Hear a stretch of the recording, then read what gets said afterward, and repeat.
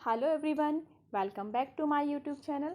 आज मैं आपके लिए इम्पॉर्टेंट एमसीक्यूज़ लेकर आई हूँ साइंस इन्वायरमेंट्स। ये आपके आने वाले एग्जाम के लिए बहुत इंपॉर्टेंट है, तो ध्यान से देखिएगा। First question is which of the following is not a renewable energy resource. Renewable मतलब जिसको आप रिन्यू कर सकते हैं। इसका आगे लगा हुआ है नोट। नॉट रिन्यूएबल मतलब नॉन रिन्यूएबल, जिसको आप रिन्यू नहीं कर सकते हैं। वो कौन से एनर्जी सोर्सेज होते हैं? वो होते हैं कोल रिसोर्सेज, क्योंकि इनको एक बार यूज़ करने के बाद ये डिस्ट्रॉय हो जाते हैं। Next is in the complete year rabi crops are grown in which season. Rabi crops किस सीज़न में उगाई जाती हैं? The answer is winter season. Winter season होता है जिसमें हमारी रबी क्रॉप्स को उगाया जाता है। द नेक्स्ट इज़ वन महोत्सव। वन महोत्सव किसे कहते हैं? आपके पास चार ऑप्शन हैं। Planting tree in January, planting tree in July, cutting tree in January, cutting tree in July. What will be the answer? The answer is one महोत्सव होता है planting tree in July. That is the correct answer. Next is how many types of tissues formed in the human body. Human body में कितने type के tissues पाए जाते हैं? तो हमारी जो ह्यूमन बॉडी होती है उसके अंदर 4 टाइप के टिश्यूज़ पाए जाते हैं। आपको पता है सबसे छोटा सेल होता है, सेल से मिलकर टिश्यूज़ बनते हैं, टिश्यू से हमारा पूरा ऑर्गन्स बनता है और ऑर्गन से हमारी पूरी बॉडी बन जाती है। तो what is the smallest unit of a body? What is the smallest unit of a living thing? That is the cell. Next देखते हैं how many laws of motion give by Newton. Newton ने कितने laws of motion दिए थे? हमें पता होना चाहिए। न्यूटन ने हमें 3 नियम दिए थे। फर्स्ट F=ma वाला था। सेकंड इसका जड़त्व का नियम था। थर्ड था कि हर बॉडी पर एक रिपल्सन फोर्स हमेशा लगता है। तो न्यूटन ने 3 लॉ दिए थे। Next is which of the following is an example of a natural ecosystem.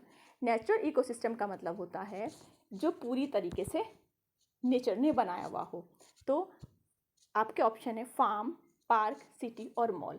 इसमें से जो नेचर के द्वारा बनाया गया है वो है आपका पार्क। तो पार्क आपका करेक्ट आंसर हो जाएगा। नेक्स्ट है विच of the following is a good source of vitamin A. Vitamin A का जो सबसे अच्छा सोर्स है वो क्या होता है? आपके पास ऑप्शन है फिश ऑयल, बनाना, शुगर, कोकोनट ऑयल। तो what will be the answer? The answer is fish oil. Fish oil जो है विटामिन ई का सबसे बड़ा और सबसे अच्छा सोर्स है। Next is which is a universal solvent. Solvent किसे बोलते हैं? जिसमें सब चीज़ें घुल जाती हैं। देखिए आपने कोई सॉल्यूशन बनाया, उसमें 2 चीज़ें होती हैं। एक तो होता है आपका सॉल्यूट, ठीक है, एक होता है आपका सॉल्वेंट, और इन दोनों से मिलकर ही बनता है। जब हम सॉल्यूट और सॉल्वेंट को मिला देते हैं तो हमारा सॉल्यूशन बन जाता है। याद कैसे करना है? जैसे नमक और पानी का मैंने एक सॉल्यूशन बनाया, तो जो कम वाला होगा वो आपका सॉल्यूट होगा, जो ज़्यादा वाला होगा वो आपका सॉल्वेंट होगा। याद करने का तरीका है, देखो सॉल्वेंट की स्पेलिंग बड़ी है ना, तो जो ज़्यादा क्वांटिटी वाला होगा वो आपका सॉल्वेंट होगा, जो कम क्वांटिटी वाला होगा वो आपका सॉल्यूट होगा। वाटर एक ऐसा सॉल्वेंट है जिसमें मोस्टली सभी चीज़ें डिजॉल्व हो जाती हैं। तो what is the universal solvent? The universal solvent is water. Next is river of life. Life की रिवर किसे बोलते हैं?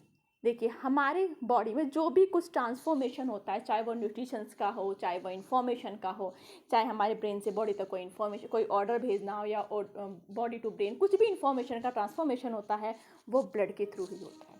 तो रिवर ऑफ लाइफ क्या होता है? ये हमारा ब्लड होता है। अगर ब्लड की कमी हो जाती है तो शरीर में सारी दिक्कतें स्टार्ट हो जाती हैं, क्योंकि एकमात्र जरिया ब्लड ही है जिसके थ्रू पूरी बॉडी में परिसंचरण होता है, ट्रांसपोर्टेशन होता है, ठीक है। Next is laughing gas. Laughing gas क्या होती है? इसको बोलते हैं नाइट्रस ऑक्साइड, NO। तो जो लाफिंग गैस होती है इसको आप स्मेल करते हैं तो आप हंसने लगते हैं। तो हमारी बॉडी में ये कौन सी गैस होती है? ये होते हैं नाइट्रस ऑक्साइड।